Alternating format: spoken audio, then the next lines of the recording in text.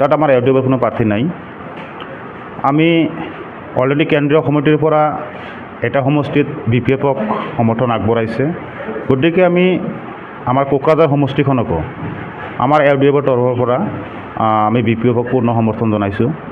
আমাৰ যিখিনি মানুহ আছে BPFৰ হৈ কাম কৰিব আৰু আমাৰ উদ্দেশ্য হ'ল BJPৰ বিৰুদ্ধে, কাৰণ আমি ইউডিএফ কেতিয়াও BJPক সমৰ্থন কৰা নাই, নকৰোঁ। আমি যিমান দিনলৈকে থাকিম BJPৰ বিৰুদ্ধে কাম কৰি যাম।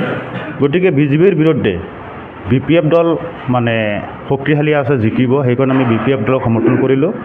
আৰু আমাৰ কোকৰাঝাৰ সমষ্টিৰ সকলো ভোটাৰক আমি আহ্বান কৰিছোঁ যাতে BPF দলক জয়যুক্ত কৰে, খাম্বা বৰগয়াৰী ডাঙৰীয়াক জয়যুক্ত কৰি দিল্লীলৈ পঠায়। আজিৰ সংবাদমেলখিনি এইখিনিয়ে যে BPF দলক আমি ইউডিএফৰ পৰা পূৰ্ণ সমৰ্থন জনাইছোঁ আৰু BPF দলক জয়যুক্ত কৰাৰ কাৰণে আমাৰ ৰাইজক আমি আহ্বান জনাইছোঁ। ধন্যবাদ।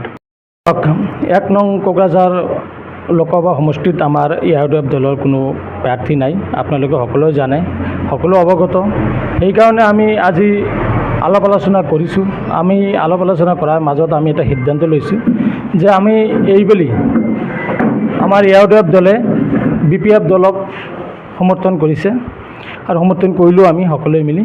তো গতিকে আমি কোকৰাঝাৰ লোকসভা সমষ্টিত সকলোকে বিনম্ৰভাৱে অনুৰোধ কৰোঁ যে আপোনালোকে সকলোৱে এইবুলি BPF দলক ভোট দি জয়যুক্ত কৰক।